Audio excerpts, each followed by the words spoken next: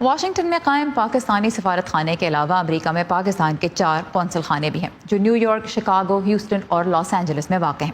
ہمارے ساتھی مونا کاظم شاہ نے ہیوسٹن میں تعینات قونصل جنرل ابرار ہاشمی سے قونصل خانے کی ذمہ داریوں اور امریکہ میں قید پاکستانی ڈاکٹر عافیہ صدیقی کی صورتحال پہ بات کی۔ مونا ہیوسٹن میں وائس آف امریکہ کی نمائندہ ہے لیکن اس وقت بالٹیمور میں موجود ہیں۔ ہیوسٹن کا جو قونصل خانہ ہے 10 ریاستوں میں پاکستانیوں کو خدمات مہیا کر رہا ہے۔ تو مونا، کووڈ کے دوران کیا مدد فراہم کی جا رہی ہے؟ دیکھیے، کووڈ کے دوران ابرار ہاشمی کے بقول انہوں نے صرف 3 دن کے لیے جو ہے وہ قونصل خانہ جو ہے وہ بند ہوا تھا، اس کے علاوہ وہ پوری طور سے فنکشنل تھا۔ اس کے علاوہ انہوں نے کمیونٹی کی بھی سارا کارکردگی کو سراہا اور انہوں نے کہا کہ جو کنویننگ پاور ہوتا ہے کونسلیٹ کے پاس، اس کے زیر تحت انہوں نے تمام پاکستانی آرگنائزیشنز کے ساتھ مل کے ڈرائیوز کی۔ وہ drives P P E, food drives, vaccination drives, testing drives پر مبنی تھی، اور اس وجہ سے جو ہماری پاکستانی کمیونٹی ہیوسٹن میں رہائش پذیر ہے اس میں کووڈ کا جو ہے وہ ریشو جو ہے بہت کم تھا، اور شاید اس کی بڑی وجہ یہ بھی تھی۔ اس کے ساتھ ہی سارا میری ان سے جب بات ہوئی اور میں نے ان سے پوچھا کہ لوگ کیا آئے کووڈ کے دوران کونسلیٹ، تو انہوں نے کہا کہ اس سال کے شروع سے ویسے بھی کووڈ کی وجہ سے اور ٹیکنالوجی کی وجہ سے بھی زیادہ تر سہولتیں آن لائن اب مہیا ہیں لوگوں کو، لیکن جب میں نے ان سے یہ پوچھا کہ کیا کمیونٹی ان سہولیات کو بآسانی استعمال کر سکتی ہے، تو دیکھتے ہیں کہ انہوں نے کیا کہا۔ جہاں تک یہاں کی ہماری کمیونٹی ہے، ماشاءاللہ ساری پڑھی لکھی کمیونٹی ہے، تو اگر وہ خود کمپیوٹر نہیں جانتے تو ان کو بچے ضرور جانتے ہیں۔ تو ایک تو یہ بڑی ایزی ہے کہ ہم ٹیلی فون کا، ای میل کا، گوگل ایپ کا، بزنس ایپ کا، ہمارے پاس ٹیکسٹ اونلی کا، یہ جو ساری جو سہولیات ہیں لوگ استعمال کرتے ہیں گائے بگائے۔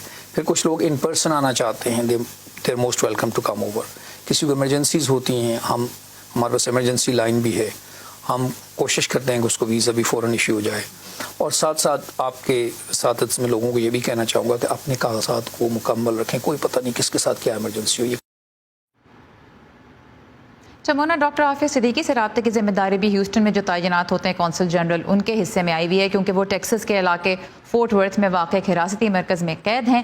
تو کیا کہنا تھا ابرار ہاشمی کا کہ کووڈ کی وبا کے دوران اس رابطے کی نوعیت کیا رہی ہے؟ جی، کووڈ کے دوران بھی وہ ان کو ریگولر وزٹس کرتے رہے ہیں، اور یہ یہاں پر جو ہے کارزول جیل جو ہے سارا، وہ بہت فیمس ایک جیل ہے جو صرف عورتوں کے لیے ہے، اور وہاں پر وہ ان سے کچھ مہینے کے وقفے سے جو ہے وہ ملتے رہے ہیں کووڈ کے دوران۔ اور آپ نے سنا ہوگا کہ پچھلے دنوں کافی یہ پریزنر ایکسچینج وغیرہ کی بھی بات جاری رہی، اور جب ان سے میں نے اس بارے میں پوچھا تو انہوں نے کہا کہ یہ معاملہ جو ہے کہ واشنگٹن اور اسلام آباد کے بیچ میں ہے اور وہیں سے یہ سیٹل ہوگا، جبکہ کونسلیٹ کی ذمہ داری ان کی ویل بینگ، ڈپلومیسی پہ زیادہ مرکوز ہے، اور وہی وہ سر انجام دے رہے ہیں۔